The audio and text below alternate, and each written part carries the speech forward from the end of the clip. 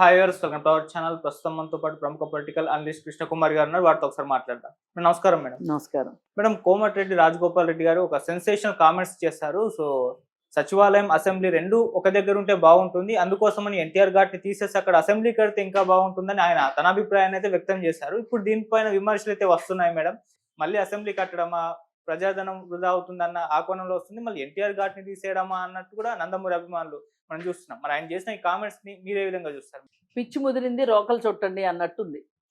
ఎందుకంటే మొన్న సచివాలయం కట్టినందుకే ముక్క తిట్లు తిడుతున్నాం కేసీఆర్ని. అవును, ఎందుకు కట్టావయ్యా, ఆ పాత సచివాలయం బాగానే ఉంది, ఎక్కడన్నా ఏదన్నా బాగలేకపోతే దానికి రిపేర్ చేసి దాంట్లోనే జరుపుకోవాలి. కానీ అసలు అదంతా పడగొట్టి 500 కోట్లని ముందు మాట్లాడి తర్వాత దాన్ని 800 కోట్లకు తీసుకురండి, ప్రజాధనం ఎందుకు వృధా చేశావు, నీకు వాస్తు నచ్చకపోతే నీకు ఇబ్బంది కాబట్టి రాష్ట్రం మీద ఇంత బరువు బాధ్యత వేస్తావా అని చెప్పి తిడుతున్నారు.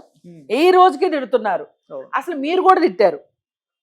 ఇప్పుడు ఈ కోమటిరెడ్డి రాజగోపాల్ రెడ్డి ఎవరైతే ఉన్నారో ఆయన ప్రాతినిధ్యం వహించిన పార్టీ ఎన్నికల సందర్భంగా చేసిన ప్రచారంలో ఇది కూడా ఒక భాగం. మరి అలాంటప్పుడు మీరు ఏ నోటితో ఇప్పుడు అసెంబ్లీ ఇది కట్టాలంటారు? అక్కడ నాకు అర్థం కాదు. ఆల్రెడీ అసెంబ్లీ బిల్డింగ్ బ్రహ్మాండంగా ఉంది.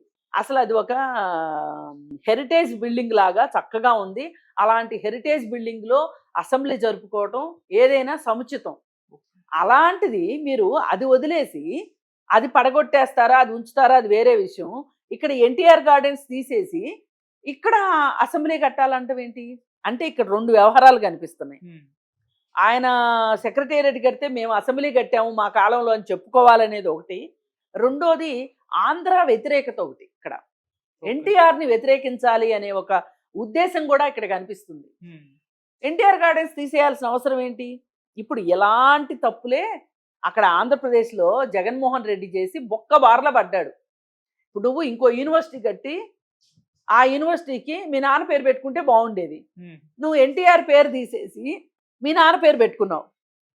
పెట్టుకున్నప్పుడు ఏం జరిగింది? మొన్న ఎలక్షన్స్లో నువ్వు ఓడిపోయినప్పుడు తెలుగుదేశం కార్యకర్తలు వెళ్ళి ఏం చేశారు? అక్కడున్న లెటర్స్ పీకి కాళ్ళతో తొక్కారు. అప్పుడు అనిపించింది నిజంగా ఇలాంటి కొడుక ఒక తండ్రికి పుట్టాల్సింది, తండ్రి కీర్తిని ఇంకా పైకి తీసుకెళ్ళాలి, తండ్రి గౌరవాన్ని పెంచే కొడుకు ఉండాలి. కానీ ఈ కొడుకు చేష్టల వల్ల ఆ తండ్రి పరువు, ఆ తండ్రిని అవమానించబడ్డాడే అని బాధ అనిపించింది. ఇప్పుడు మీరు కూడా అదే కోవకు చెందుతానంటే చెందండి.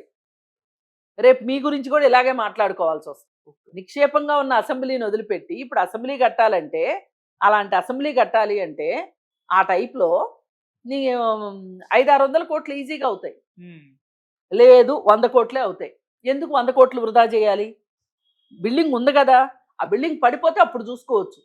ఇప్పుడు ఉస్మానియా హాస్పిటల్ కూలిపోతుంది, ఇంకో ఉస్మానియా హాస్పిటల్ కట్టుకునే దిక్కు దివాణం లేక చేస్తున్నాం మనం.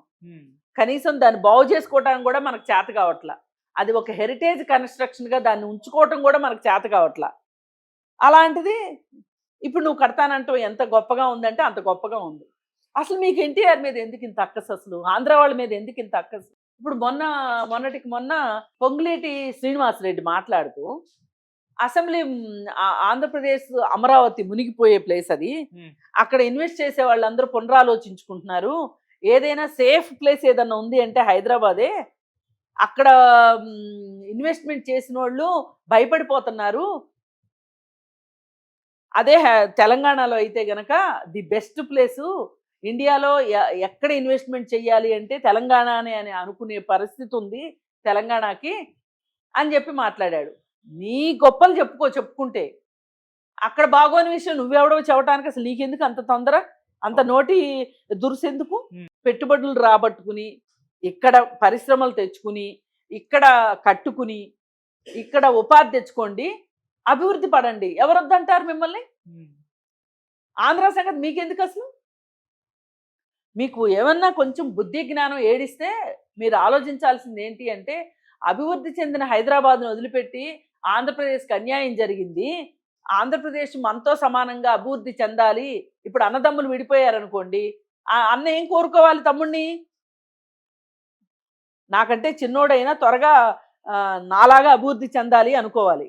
ఇప్పుడు ఇక్కడ అంతా అభివృద్ధి చెంది అభివృద్ధి అంతా పళ్ళెంలో పెట్టి మీకు తినడానికి ఆరగించడానికి ఆంధ్ర వాళ్ళు ఇస్తే ఒక రకంగా అంటే కంబైన్డ్ ఆంధ్రప్రదేశ్ అని నా ఉద్దేశం.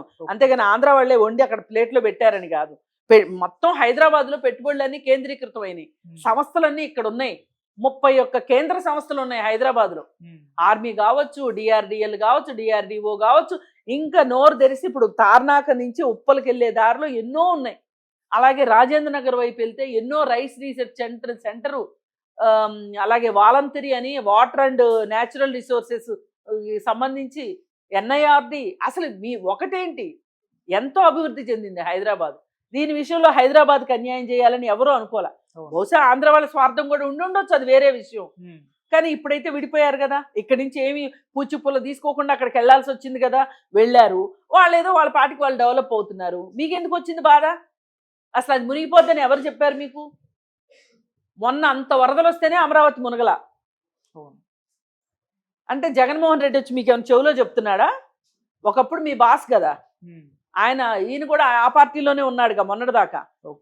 కాంగ్రెస్లో గెలిచి వైఎస్ఆర్ పార్టీలో గెలిచి కాంగ్రెస్లోకి రావటము, అక్కడి నుంచి మళ్ళీ టీఆర్ఎస్ పార్టీలో చేరటము, మళ్ళీ అక్కడి నుంచి ఇప్పుడు మళ్ళీ కాంగ్రెస్లోకి రావటము. ఎన్నో పిల్లి మొక్కలు వేసుకుంటున్నారు మీ అభివృద్ధి కోసం, మీరు సంపాదించుకున్న డబ్బుల్ని కాపాడుకోవటం కోసం. మరి అలాంటిది మీరు అసలు ఇవాళ ఈ మాటలు మాట్లాడటం ఎంతవరకు సమంజసం? ఈ కోమటిరెడ్డి వెంకటరెడ్డిది కూడా ఇవే మాటలు. ఇప్పుడు ఎందుకు ఎన్టీఆర్ గార్డెన్స్ తీసేయాలి? ఇప్పుడు అక్కడే అసెంబ్లీ కట్టాలి అంటే కూడా సెక్రటేరియట్లో చాలా ఖాళీ ప్లేస్ ఉంది, కట్టుకోవచ్చు అక్కడ. ఏది అసెంబ్లీ కూడా అసలు అక్కరే లేదు, అసెంబ్లీ బ్రహ్మాండంగా ఉంది, కట్టాల్సిన అవసరం లేదు. ఒకవేళ రెండు ఒక చోట ఉండాలనే మీ కాన్సెప్ట్ ప్రకారం అనుకుంటే గనక అసలు సెక్రటేరియట్కి అసెంబ్లీకి ఎంత దూరం ఉందండి? 1/2 కిలోమీటర్ దూరం. దానికోసం అని చెప్పి ఇప్పుడు ఇన్ని డబ్బులు వృధా చేస్తారా? మీకు అసెంబ్లీ కట్టడం ఒకటే మీ ధ్యేయం కాదు, ఎన్టీఆర్ పేరు రూపుమాపాలి.